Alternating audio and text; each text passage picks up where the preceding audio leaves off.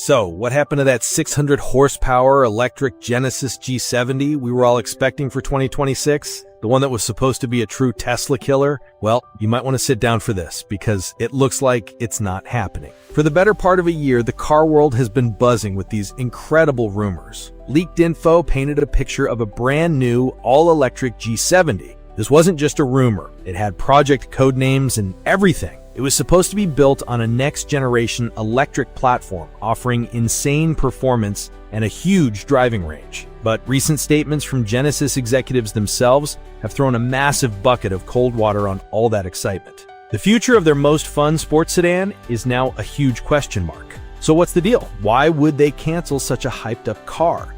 It really boils down to one simple, boring word: profitability. Yep, it's all about the money. A top executive at Genesis, Mark Choi, who's in charge of product planning, basically admitted that this type of car is a tough sell. The compact luxury sedan market is super competitive, and the profit margins are really low. He said the brand needs to focus on its bigger, more expensive models like the G80, GV80, and the G90. Those are the cars that are actually making them serious money and building up the brand's prestige. So the small, sporty G70 is getting pushed to the back of the line. And that's a real shame, because the car we were supposed to get sounded amazing. This wasn't just going to be a G70 with batteries swapped in.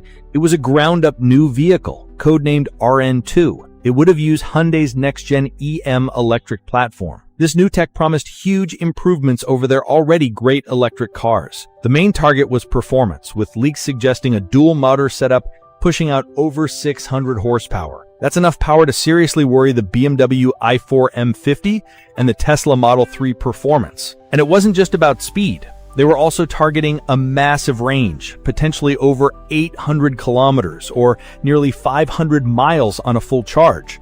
Plus, the design was expected to be super futuristic with a spacious interior thanks to the flat EV floor. It was set to be the car that proved Genesis could lead the charge in electric performance. But then, just as we're all saving up our money, Genesis pulls the rug out from under us. Another high-level guy, Till Wartenberg, came out with a completely different vision for the G70. He talks about maybe making the next G70 cheaper. He said they could create a more affordable version to attract younger people to the Genesis family.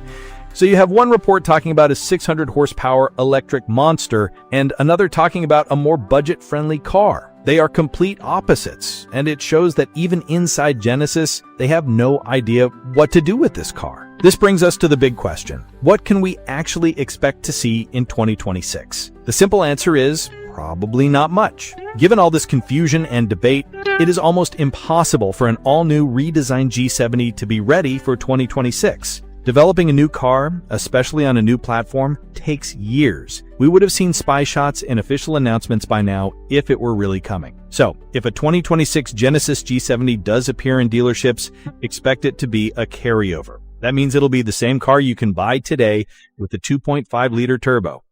It's a good car, but it's not the future we were promised. The high-tech, high-performance dream is, for now, officially on pause. So there you have it. The story of the 2026 G70 is a classic battle between an exciting engineering dream and the harsh reality of a business plan. The 600 horsepower electric super sedan was a project that got everyone talking. But Genesis is a company that needs to make a profit, and they're choosing to focus on their bigger, higher-margin SUVs and sedans. This leaves the G70 in a very weird spot. Will it eventually be reborn as that high-performance EV a few years from now? Will it be redesigned as a more affordable entry-level car to compete with different rivals? Or will Genesis just quietly discontinue it altogether and focus on being a full-on luxury brand? Honestly, it's one of the biggest mysteries in the car world right now, and Genesis is keeping their cards very